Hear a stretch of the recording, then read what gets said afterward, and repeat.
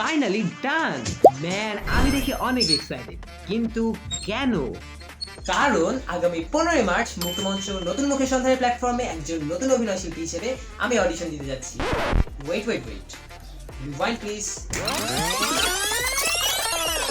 হেই everyone, আমি giant Chowdhury, SSC 26 পরীক্ষার্থী। এতে কোনো সন্দেহ নাই যে আমি একজন creative boy. By the way, আমার বেশ কিছু অ্যাওয়ার্ডস অর্জিত আছে এই ক্রিয়েটিভিটি নিয়ে। বাট এবারে ডেস্টিনেশনটা not only different but also very tough. ও, here is my drawing. What? Whispers of the unseen? কি হতে যাচ্ছে এই মিস্টেরিয়াস প্রজেক্টটা?